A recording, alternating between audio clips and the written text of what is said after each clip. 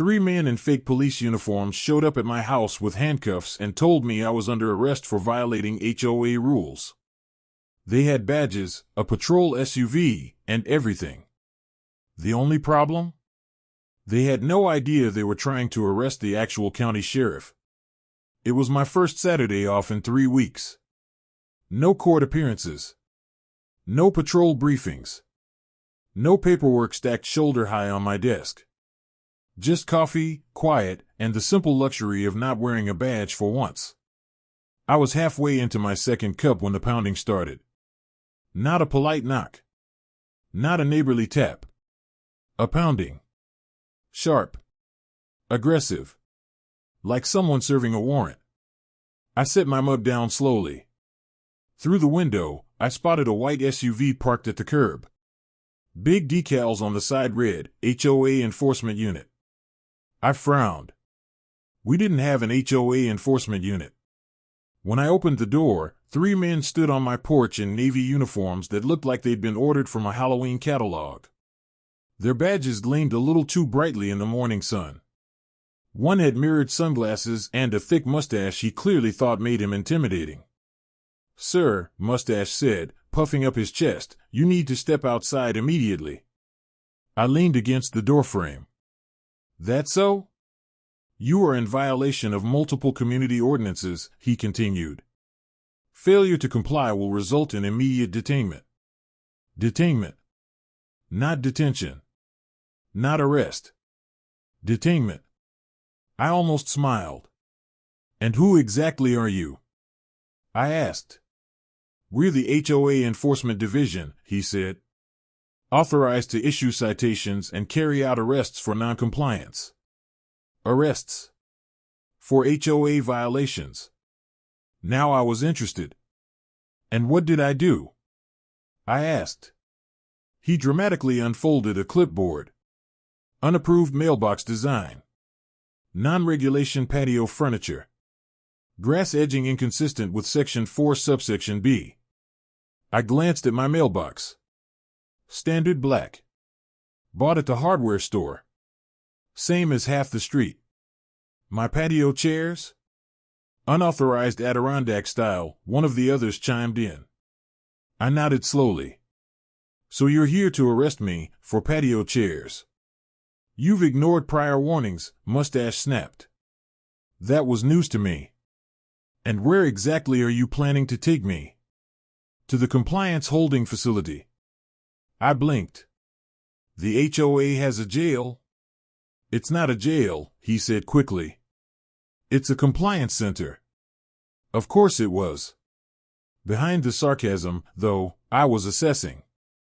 Their uniforms lacked department patches. Their badges had no state seal. No radios. No body cams. And their SUV lights? Decorative. Not DOT approved. One of the guys pulled out a pair of handcuffs. Cheap metal. Hardware store quality. "Turn around, sir," he said. "Hands behind your back."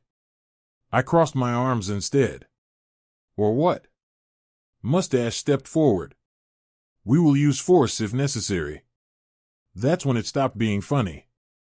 I suddenly reached behind my belt and pressed the emergency signal on my personal radio, small, discreet, and very real.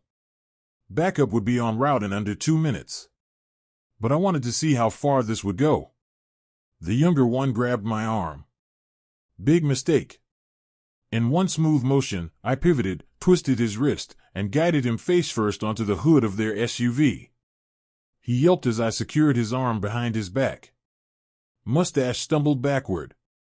"What the hell do you think you're doing?" "Conducting a citizen's arrest," I said calmly. The third guy reached for something on his belt. Then we all heard it. Sirens. Real ones. Red and blue lights reflected off the houses as 2 county cruisers turned onto the street. My deputy stepped out, hands resting on real duty belts, expressions already confused by the scene. Deputy Carter squinted at the uniforms. "Boss, you mind explaining why you're wrestling with Party City security?" I released the kid and stepped back. "These gentlemen were attempting to arrest me," I said. Carter raised an eyebrow. 4. Mailbox misconduct. The deputies exchanged looks. Mustache tried to recover. There's been a misunderstanding. We are authorized enforcement officers operating under HOA jurisdiction. Carter walked up, plucked the shiny badge off his chest, and flipped it over. The engraving was crooked. This isn't state-issued, Carter said. It's HOA-issued. Mustache insisted. That's not a thing, Carter replied. They asked for identification. None of the 3 were licensed security guards. No certifications. No state registration. We searched their SUV. Inside, we found citation books, fine ledgers, a lockbox with cash, dozens of pre-written violation slips. Carter whistled. They've been busy. The ledger showed $200 fines for excessive yard decorations, $300 for driveway parking, $500 for grass height violations. And next to many entries? Paid.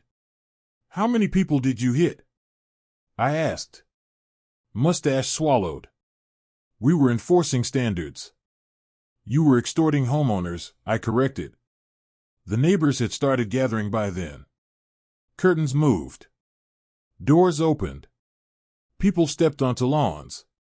An older man pointed at the SUV. Those guys fined me last month. A woman chimed in, they said they'd lien my house. The murmuring grew louder. Carter snapped cuffs, real ones, onto Mustache's wrists. You're under arrest for impersonating law enforcement, he said. We'll sort out the fraud charges downtown. The color drained from all 3 faces. But this wasn't over. Who authorized you? I asked. They hesitated. The HOA board, the youngest, admitted. That's what I thought. We transported the trio and then headed straight to the HOA office. The board was waiting. 5 of them. Sitting stiff in leather chairs behind a polished conference table. The president, a thin man in a too-tight suit, stood when we entered. Sheriff, he said nervously. There's been some confusion. Confusion, I repeated. Yes. Our volunteers may have overstepped. Volunteers with fake badges, fake authority, and a cash collection system? The silver-haired woman on the board bristled. We were maintaining property values. By threatening arrests? The president cleared his throat. We believed stronger enforcement was necessary. So you created your own police department? Silence. I placed the citation ledger on the table. $200 for a bird feeder, I said. $300 for driveway parking. $500 for grass that's 1 inch too high. The board members shifted uncomfortably. That money, I continued, went somewhere. They avoided eye contact. Carter slid another document across the table, bank statements. The president's face paled. We audited your HOA accounts, Carter said. Funds were diverted. Thousands missing. The silver-haired woman looked stunned. That can't be right. Oh, it's right, I said. And a portion of that money went directly to your enforcement officers. The president's voice cracked. We can resolve this internally. No, I said firmly. You can't. Outside, more residents were gathering. Word spreads fast in a small town. We placed the HOA president in cuffs first. The look on his face was something I won't forget. Shock. Embarrassment. Fear. Then the rest of the board. As they were escorted out, neighbors clapped. Actually clapped. The older man in the golf cap approached me. Sheriff, does this mean we're getting our money back? If you paid, I said, keep your receipts. The county prosecutor will be very interested. Relief washed over the crowd. Anger turned into gratitude. For weeks, maybe months, these people had felt intimidated in their own neighborhood. Threatened with foreclosure. With liens. With legal action. all over patio chairs and mailbox paint. As the last squad car pulled away, Carter leaned beside me. "First time I've seen an HOA try to form its own SWAT team," he said. I shook my head. "Power makes people creative." "And stupid," he added. Over the next week, formal charges were filed. Fraud. Impersonation of law enforcement. Conspiracy. Financial misconduct. The compliance holding facility?